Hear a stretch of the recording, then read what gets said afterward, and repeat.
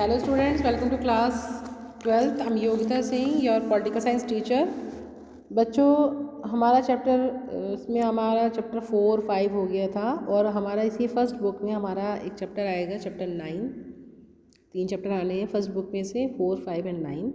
तो 9 चैप्टर है आपका वैश्वीकरण, जिसे हम इंग्लिश में ग्लोबलाइजेशन बोलते हैं।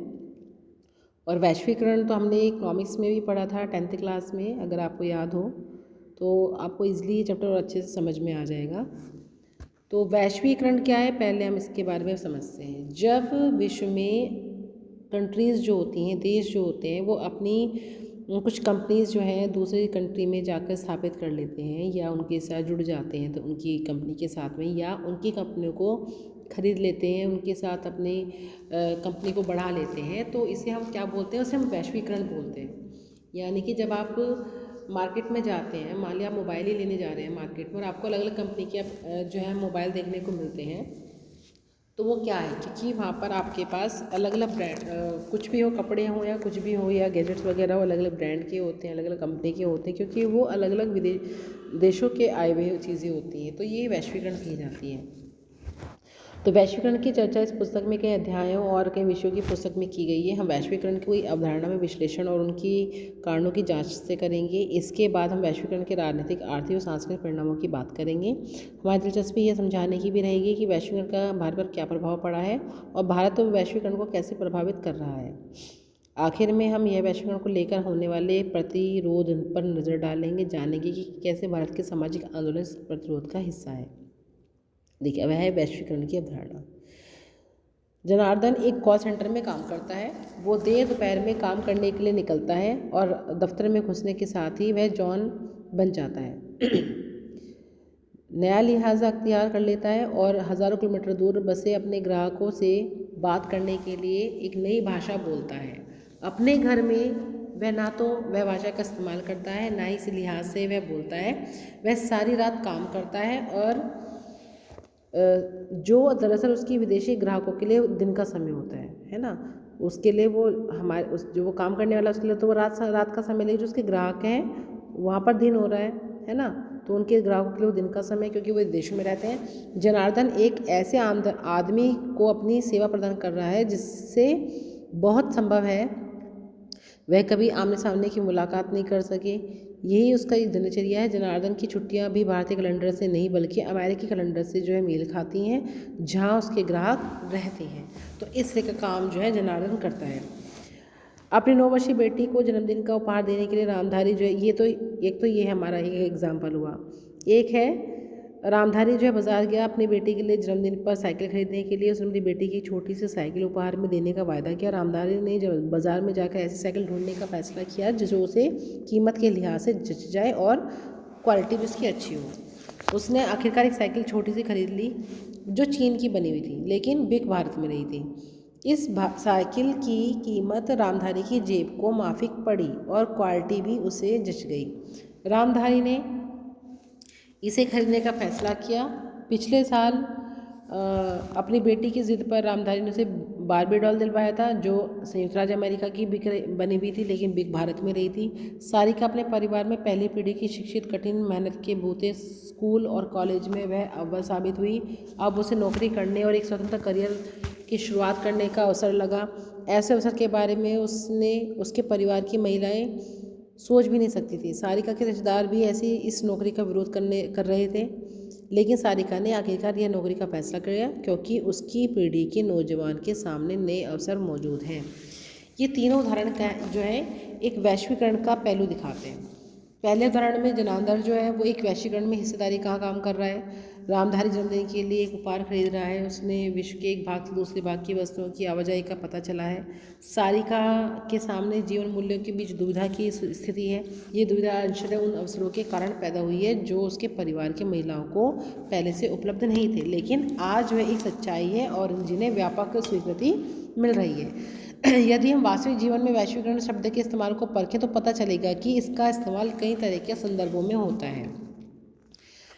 जैसे उदाहरण के तौर पर फसल के मारे जाने से कुछ किसान ने आत्महत्या कर ली। इन किसानों ने क्योंकि इन किसानों ने एक बहुराष्ट्रीय कंपनी से बड़े महंगे बीज खरीदे थे जो नहीं हो चुका पाए वो। यूरोप स्थित एक बड़ी और अपनी प्रतियोगी कंपनी को एक भारतीय कंपनी ने खरीद लिया, जबकि खरीदी गई कंपनी के मालिक इस खरीदारी का विरोध कर रहे थे। अनेक खुदरा दुकानों का भय है कि अगर कुछ बड़ी अंतर्राष्ट्रीय कंपनियों ने देश में खुदरा दुकानों की अपनी श्रृंखला खोल ली तो उनकी रोजी रोटी खराब हो जाएगी। मुंबई के एक फिल्म निर्माता पर आरोप लगा कि उसने हॉलीवुड में बनी एक फिल्म की कहानी उठाकर अपनी फिल्म बना ली है। पश्चिमी परिधान पहनने वाली कॉलेज की छात्र छात्राओं को एक उग्रवादी संगठन ने अपने बयान में धमकी दी। तो ये सारी चीज़ें जो वैश्वीकरण में हमें देखने को मिलती हैं। तो यहाँ पे क्या बताया गया कि वैश्वीकरण हर अर्थ में सकारात्मक नहीं होता है, लोगों पर इसके दुष्प्रभाव भी पड़ते हैं वैश्वीकरण के। दरअसल ऐसे लोगों की संख्या ज़्यादा है जो मानते हैं कि वैश्वीकरण के सकारात्मक प्रभाव कम है और नकारात्मक प्रभाव ज़्यादा है। ऐसे लोगों की संख्या काफ़ी ज़्यादा है। इन उदाहरणों से भी पता चलता है कि वैश्वीकरण सिर्फ आर्थिक मसलों से नहीं जुड़ा है और ज़रूरी नहीं कि प्रभाव की दिशा हमेशा धनी मुल्कों से गरीब मुल्कों की ओर गतिशील हो। चूँकि वैश्वीकरण का शब्द प्रयोग अधिकांश सटीक अर्थों से नहीं होता, इसलिए ये स्पष्ट करना जरूरी है कि इसका सही अर्थ क्या है। एक अवधारणा के रूप में वैश्वीकरण की बुनियादी बात है प्रवाह। प्रवाह कई तरीके के हो सकते हैं। विश्व के एक हिस्से के विचारों का दूसरे विचार तक पहुंचना, या पूंजी का एक पूंजी से दूसरी जगह तक पहुंचना, वस्तु का एक जगह से दूसरी जगह तक पहुंचना, या उनका व्यापार होना, या बेहतर आजीविका की तलाश में दुनिया के विभिन्न हिस्सों में लोगों की आवाजाही होना, या यहाँ बहुत ज़रूरी बातें विश्वव्यापी पारस्परिक जुड़ाव है जो ऐसे प्रभाव की निरंतरता से पैदा हुआ है और ये भी कायम है। तो जो इस तरीके के प्रवाह हैं ये वैश्वीकरण को जो है बढ़ावा देते हैं। वैश्वीकरण एक बहुआयामी अवधारणा है जिसके राजनीतिक, आर्थिक और सांस्कृतिक अवतार हैं और उनके बीच ठीक ठाक भेदभाव किया जाना चाहिए। यह मान लेना गलत है कि वैश्वीकरण केवल आर्थिक परिघटना है। ठीक इसी तरह ये भी मान लेना भी भूल होगी कि वैश्वीकरण एकदम सांस्कृतिक परिघटना है। वैश्वीकरण का प्रभाव बड़ा विषम रहा है। यह कुछ समाजों की बाकियों की अपेक्षा और समाज के एक हिस्से को बाकी हिस्सों की ज़्यादा अपेक्षा प्रभावित कर रहा है। ऐसे में ज़रूरी हो जाता है कि विशिष्ट संदर्भों पर पर्याप्त ध्यान दिए बिना वैश्वीकरण के प्रभाव में सर्वसामान्य निष्कर्ष निकालने में परहेज करें। अब हमारा क्या टॉपिक है, वैश्वीकरण के कारण। वैश्वीकरण के वजह क्या है? अगर वैश्वीकरण विचार, पूंजी, वस्तु या लोगों की आवाजाही से जुड़ा हुआ है तो शायद ये पूछना संगत ना होगा कि इस परिघटना में क्या कुछ नई बात है। अगर इन चार तरह के प्रभावों की बात है तो वैश्वीकरण मानव इतिहास के अधिकांश समय जारी रहा है, यानी कि पहले से जारी रहा है।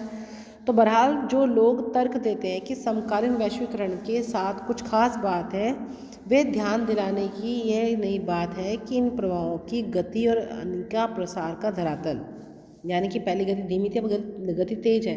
ये दोनों बातें मौजूदा वैश्वीकरण को अनूठा बनाती है। वैश्वीकरण का एक मजबूत ऐतिहासिक आधार है, इसलिए ज़रूरी है कि इन प्रभावों को इतिहास के संदर्भ में देखें।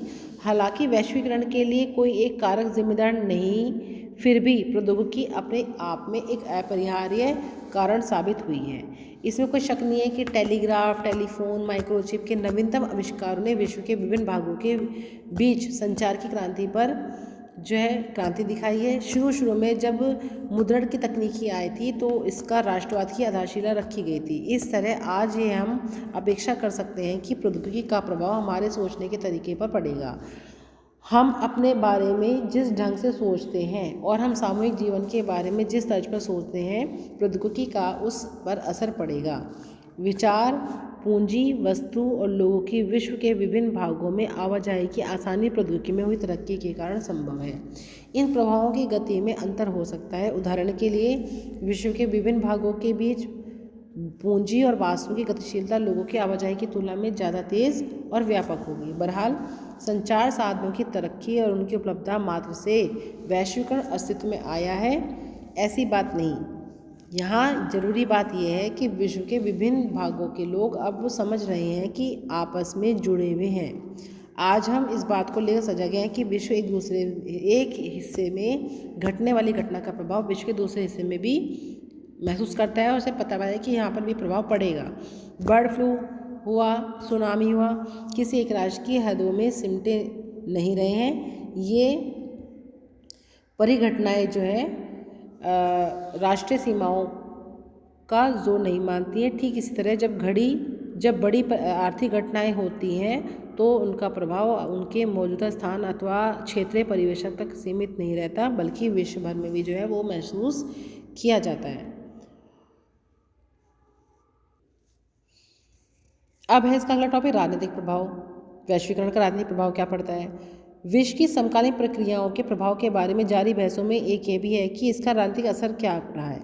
राज्य की संप्रभुता का परंपरागत धारणा पर वैश्वीकरण का असर कैसा होता है? इस सवाल का जवाब देते समय हमें कम से कम 3 पहलुओं पर ध्यान देना होगा। सबसे सीधा सरल विचार यह है कि वैश्वीकरण के कारण राज्य की क्षमता यानी सरकारों को जो करना है उसे करने की ताकत में कमी आती है। पूरी दुनिया में कल्याणकारी राज्य की धारणा अब पुरानी पड़ गई है और इसकी जगह न्यूनतम हस्तक्षेपकारी राज्य ने ले ली है। राज्य अब कुछ ही कामों में अपने को सीमित रखता है, जैसे कानून और व्यवस्था को बनाए रखना तथा अपने नागरिकों की सुरक्षा करना। ये 2 काम जरूरी है। इस तरह के राज्य में अपने को पहले के ऐसे लोक कल्याणकारी कामों से खींच लिया है जिनका लक्ष्य आर्थिक और सामाजिक कल्याण होता है। लोक कल्याणकारी राज्य की जगह अब बाजार आर्थिक और सामाजिक प्राथमिकताओं का प्रमुख निर्धारक है।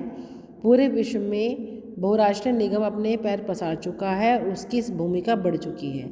इससे सरकारों के अपने दम पर फैसला करने की क्षमता में कमी आई है। इसी कारण जो है एक ही बात और भी है कि वैश्वीकरण से हमारे राज्य की ताकत में कमी आई है। राजनीतिक समुदाय के आधार के रूप में राज्य की प्रधानता को कोई चुनौती नहीं मिली है और राज्य इस अर्थ में आज भी प्रमुख है। विश्व की राजनीति में अब भी विभिन्न देशों के बीच मौजूद पुरानी ईर्ष्या और प्रतिद्वंद्विता की दखल है। राज्य कानून और व्यवस्था, राष्ट्रीय सुरक्षा जैसे अपने अनिवार्य कार्यों को पूरा कर रहे हैं और बहुत सोच समझ कर जो है अपने कदम उनके दायरों से खींच रहे हैं। जहाँ उनकी मर्जी हो, राज्य अभी भी महत्वपूर्ण बने हुए हैं। वस्तुतः कुछ मायनों में वैश्वीकरण के फलस्वरूप राज्य की ताकत में इजाफा हुआ है। अब राज्य के साथ हाथ में अत्याधुनिक प्रौद्योगिकी मौजूद है, जिसके बूते राज्य अपने नागरिकों के बारे में सूचना जुटा सकते हैं। इस सूचना के दम पर राज्य ज़्यादा कारगर ढंग से काम करते हैं। उनकी क्षमता बढ़ी ही है, कम नहीं हुई है। इसी प्रकार कई प्रौद्योगिकी के परिणामस्वरूप राज्य अब पहले से ज़्यादा जो है ताकतवर हुए हैं, जिससे ये जो है वैश्वीकरण का प्रभाव बताता है। तो बच्चों, यहाँ तक हमारा आज टॉपिक हो गया है आर्थिक प्रभाव से। अब हम आगे कंटिन्यू बाद में अगले वीडियो में करेंगे। तो आप यहाँ तक जो है इस चैप्टर को जो है इन पेजेस को रीड करेंगे और वीडियो को बहुत ध्यान से देखेंगे, चैप्टर को बहुत ध्यान से समझेंगे। Thank you, have a good day.